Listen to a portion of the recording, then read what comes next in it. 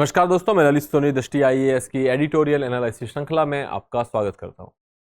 आशा करता हूं आपकी तैयारी अच्छी चल रही होगी। अब प्रीलिम्स के लिए ज़्यादा वक्त नहीं है, लगभग 80-85 दिन बचे हुए हैं और हमने आपके लिए एक रणनीति के लिए भी वीडियो बनाया है जिसमें आपको लास्ट 90 दिन के अंदर क्या करना है उसके बारे में चर्चा की गई होगी, जिसे आप दृष्टि के यूट्यूब चैनल पर देख सकते हैं।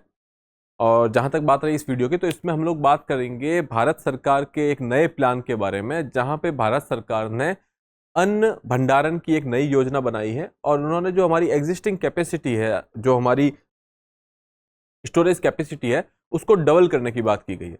ठीक है, तो आज के इस वीडियो में हम लोग इसी के आसपास बात करेंगे। आज का जो टॉपिक है वो इंडियन एक्सप्रेस से लिया गया, जिसका टाइटल है more in store, new grain storage plan would almost double existing capacity, help farmers in more than one way. Okay, और इसमें आर्टिकल में ये बात की गई है कि फार्मर्स को, किसानों को कैसे फायदा होगा इसका, तो हम उसके बारे में आर्टिकल के अंदर डिस्कस करेंगे। फिलहाल हम लोग आगे बढ़ने से पहले एक बार आउटलाइन देख लेते हैं कि इस वीडियो में हम लोग बात क्या करने वाले हैं।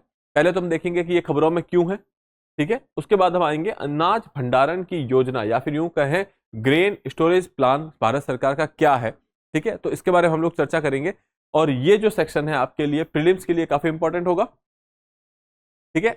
उसके बाद हम लोग थोड़ा इस लेख में क्या दृष्टिकोण मेंशन किया गया है, इस लेख में क्या चीजों की बातें की गई है, उसके बारे में बात कर लेंगे और उसी के साथ हम लोग आगे बढ़ेंगे एक अभ्यास प्रश्न की तरफ और फिर इस वीडियो को विराम देंगे। चलिए स्टार्ट करते हैं फिर आज का डिस्कशन।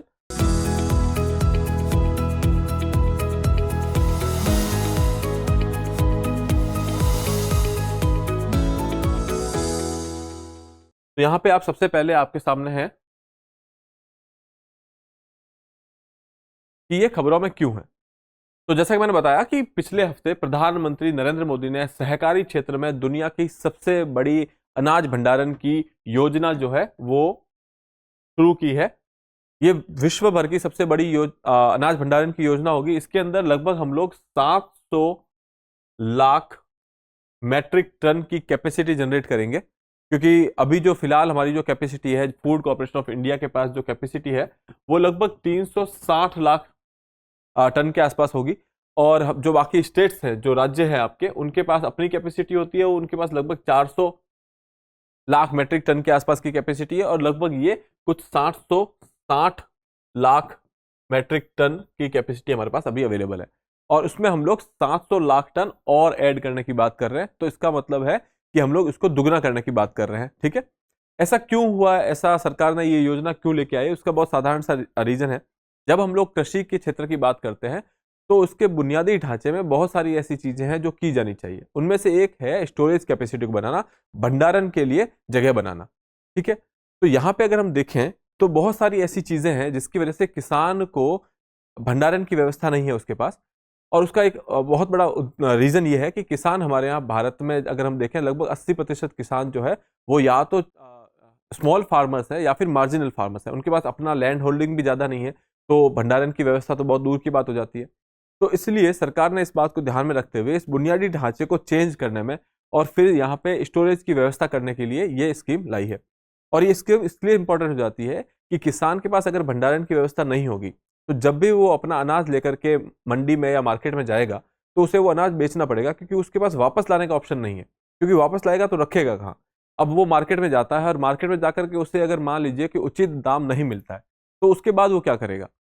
और कई बार ऐसा होता है, आपने देखा होगा, एपीएमसी मंडीज की बात कर लें या फिर अगर बाहर दूसरी मंडी की भी बात करें तो आपको पता होगा कि वहाँ पे अड़तिया सिस्टम होता है, बीच में मिडिलमैन्स होते हैं, दलाल होते हैं, या फिर अगर वो ना भी हो तो व्यापारियों का अपना एक संगठन होता है जिन्होंने पहले से मूल्य निर्धारित कर रखे होते हैं, ठीक है, कि किसान को कम से कम मूल्य में वो सामान जो है वहां से उनसे खरीदना है, ठीक है। ऐसे में किसान को अपने अनाज का जो उचित मूल्य है वो नहीं मिल पाता, ठीक है। और एक उद्देश्य यहाँ पे ये भी है कि अगर उचित मूल्य मिलेगा, स्टोरेज की व्यवस्था होगी, तो जब भी उसे उचित मूल्य मिलेगा तो वो अपना अनाज बेच पाएगा, ठीक है। इससे किसानों की इनकम भी बढ़ जाएगी, उनकी आय भी जो है वृद्धि होगी। तो इन सब चीजों को ध्यान में रखते हुए भारत सरकार ने इस योजना को स्टार्ट करने की बात करी है, ठीक है। अब आ जाते हैं हम अपने आर्टिकल पे। तो आर्टिकल के स्टार्ट में आप यहाँ पे देखेंगे कि इसी योजना के बारे में बताया गया है, अन्न भंडारण की योजना के बारे में बताया गया है। ये कहा गया है कि ये विश्व की सबसे बड़ी योजना होगी, इसे सहकारी समितियों के द्वारा जो है लागू किया जाएगा, ठीक है। तो आपको पता होगा कि भारत में PACS primary agriculture credit society, प्राथमिक कृषि ऋण समितियां जो है वो काफी फेमस रही हैं, क्योंकि पश्चिमी भारत की बात करें तो यहाँ पे ये काफी प्रभावशाली भी है। यहाँ पे लगभग 13 से 14 करोड़ किसान इनसे जुड़े हुए हैं, और लगभग आप यूँ कहें कि इनको ऋण की व्यवस्था भी की जाती है इनके लिए। तो ये एक बहुत ही अच्छा जरिया है इनको लागू करने का। इसके अलावा अभी भारत सरकार, आपको पता होगा कि सहकारी समिति या फिर यूँ कहें कि कोऑपरेटिव मॉडल पे अभी काफी ज्यादा ध्यान दे रही है। सहकारिता मंत्रालय भी बनाया गया है अमित शाह जी के अंडर में। तो इन सब चीजों को ध्यान में रखते हुए जो है यहाँ पे सहकारी समितियां जो है उनका क्या योगदान रहेगा वो भी इसमें डिस्कस किया गया है। ठीक है, तो पहले आकर के देख लेते हैं कि योजना है क्या यहाँ पे आखिर में। तो ये सेक्शन आपके लिए प्रीलिम्स में काफी इंपॉर्टेंट होगा। इस योजना का उद्देश्य क्या है? कृषि एवं भंडारण के बुनियादी ढांचे में सुधार करना, ठीक है, कैपेसिटी बिल्डिंग करना। उसके अलावा 5 वर्षों में लगभग 7 लाख मीट्रिक टन का भंडारण की बुनियादी व्यवस्था हम लोग बनाएंगे। ये 5 वर्षों के अंदर हम लोग सोच रहे हैं कि करने का। इसके अलावा 1.25 लाख करोड़ रुपए की लागत अनुमानित की गई है इसके अंदर। ठीक है, पायलट प्रोजेक्ट या फिर यूं कहे अभी इनिशियल फेज पे 11 राज्यों के अंदर ये हम लोग लागू करेंगे, और उसके अंदर जो ये पीएसीएस है उनका काफी योगदान रहेगा, प्राथमिक कृषि ऋण समितियों का योगदान रहेगा। ठीक है, भारत में मौजूदा भंडारण क्षमता को दुगना करने का इसमें जो है टारगेट रखा गया है। एक प्रयास हम लोग करेंगे, इसको दुगना करेंगे। जैसा कि मैंने बताया आपको कि हमारे पास लगभग 760 की व्यवस्था अभी है, और इसके अंदर हम लोग 700 लाख मीट्रिक टन और ऐड करने की बात कर रहे हैं। ठीक है, योजना के लाभ क्या होंगे? तो अपर्याप्त बुनियादी ढांचे के कारण जो नुकसान होता है, जब आपके पास भंडारण की व्यवस्था नहीं है या अपर्याप्त व्यवस्था है, उसकी वजह से किसानों को नुकसान होता है। मान लीजिए किसान अपना सामान जो है खुले में रख रहा है, क्योंकि उस पास भंडारण के लिए कोई गोडाउन नहीं है, तो उसने अपना अनाज जो है खुले में रखा और बारिश हो गई, या फिर कोई ऐसे जो कीट होते हैं उन्होंने उस अनाज को खराब कर दिया, तो इसकी वजह से काफी नुकसान होता है, और उस नुकसान से भी बचा जा सकता है अगर आप भंडारण की प्रॉपर व्यवस्था दे देंगे। तो एक तो इसका पहला फायदा ये हो जाएगा। दूसरा, अब किसान को अपनी उपज बेचने के लिए एक उचित समय का भी वो वेट कर सकता है, क्योंकि उसका अनाज सेफ है।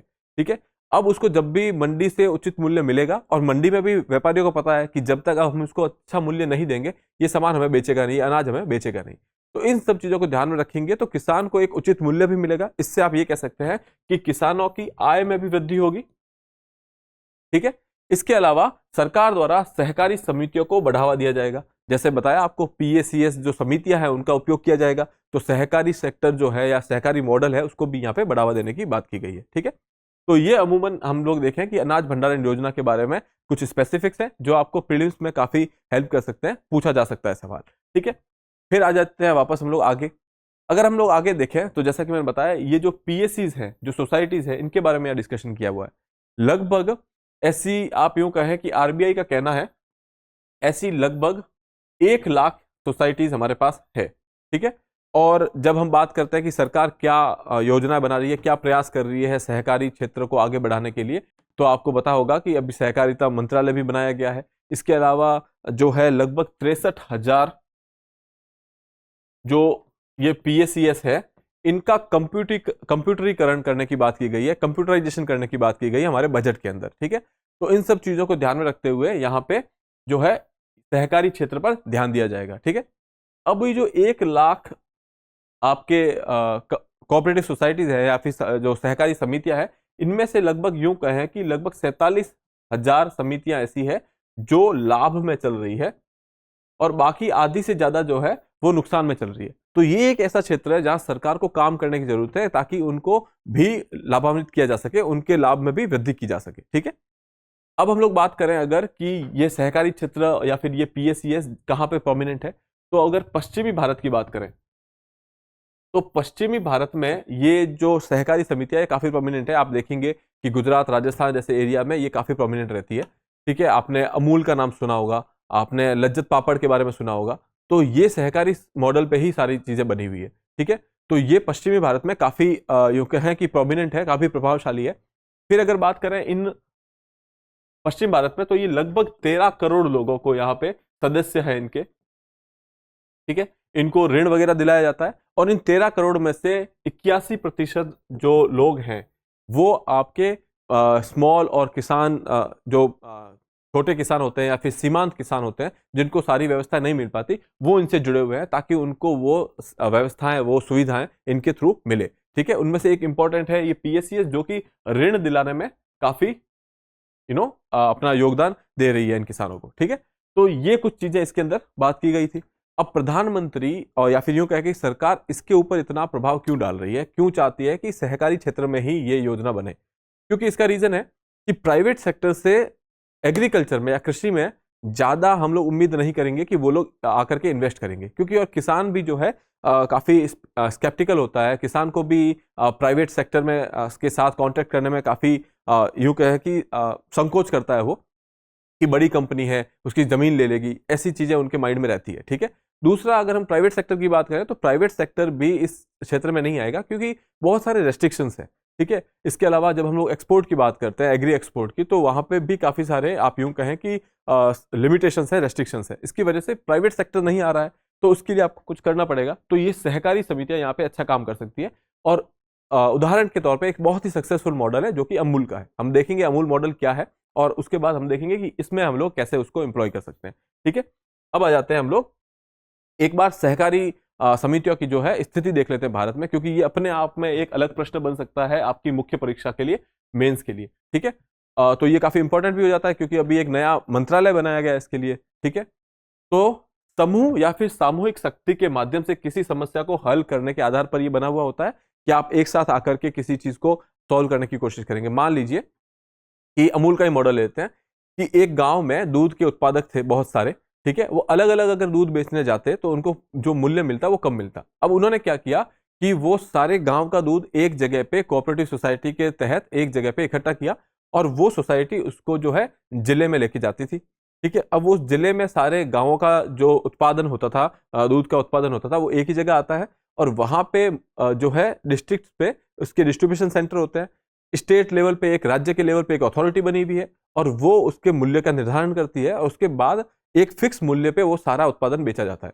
अब ये फिक्स मूल्य जो है, इससे जो है फायदा होगा किसको? जो उत्पादन कर रहा है उसका। ठीक है, अकेले अगर वो बेचने जाता तो शायद उससे उतना अच्छा मूल्य नहीं मिलता, लेकिन अगर सारे किसान साथ आ जाते हैं तो उनको एक बार्गेनिंग पावर, उनके भावताव करने की जो क्षमता है वो बढ़ जाती है। ठीक है, ये मॉडल है जिसके ऊपर ये चीज काम करती है, सामूहिक शक्ति के आधार पर। ठीक है, हाल के प्रयासों में सहकारिता मंत्रालय की बात की गई है, 63,000 पीएसीएस का कंप्यूटरीकरण की बात की गई है। इसके अलावा पीएसीएस सहकारी ऋण संरचना में एक महत्वपूर्ण कड़ी के रूप में सामने आया। जैसा कि मैंने बताया कि आपके लगभग 13.7 करोड़ सदस्य है, और उनमें से 81% जो है छोटे और सीमांत किसान है, जिनको ऋण देने का काम किया है इस समितियों ने। ठीक है, जिला केंद्रीय सहकारी बैंक, जो डिस्ट्रिक्ट कोऑपरेटिव बैंक्स होते हैं, उनमें से लगभग अगर हम बात करें कि 60% ऋण जो है वो इन समितियों के माध्यम से दिया गया है।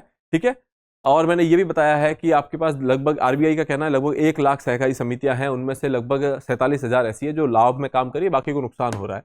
तो ये अभी सहकारी समितियों की हमारे यहाँ पे स्थिति है। ठीक है, तो ये सवाल पूछा जा सकता है, इसलिए ये कुछ डेटा है जो आपके लिए काम आ सकता है। अब हम बात कर देते हैं एक बार कि ये सहकारी समितियों का मॉडल काम कैसे करता है। तो यहाँ पे हमने एग्जाम्पल के लिए अमूल का मॉडल लिया है।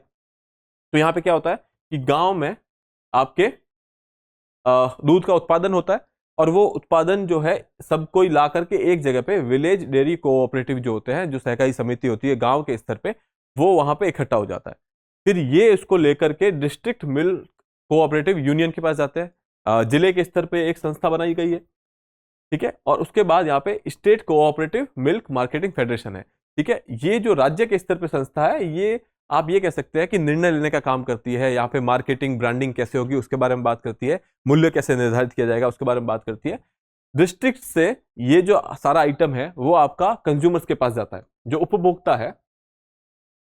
ठीक है, क्योंकि हमारी एक पहले ही एक चेन बनी हुई है, गांव से सारा जो उत्पादन है डिस्ट्रिक्ट पे आ रहा है, और डिस्ट्रिक्ट से ये बाकी लोगों को डिस्ट्रीब्यूट कर दिया जाता है। ठीक है, या फिर अगर कोई बड़ी संस्था है तो उसको स्टेट लेवल पे ले जाएंगे, वहां पे उनकी ब्रांडिंग होगी, उनकी जो मार्केटिंग होगी, पैकेजिंग होगी, उसके बाद उसको जो है कंज्यूमर तक ले जाया जा सकता है। ठीक है, तो ये मॉडल जो है अमूल के लिए काम करता है। अब ऐसा ही जब हम लोग इस अन्न भंडारण की योजना के बारे में बात कर रहे हैं तो वो कैसे होगा?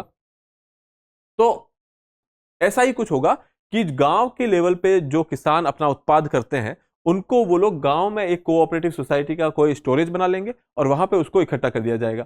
ठीक है, और उसके बाद जब भी उनको उचित मूल्य मिलेगा, वो वहां से उस सामान को लेकर के मंडी में ले जाएंगे। ठीक है, या फिर यहां से कोई ऐसी व्यवस्था की जाएगी ट्रांसपोर्टेशन की, जो कि वो उसे मंडी तक ले जाएगी।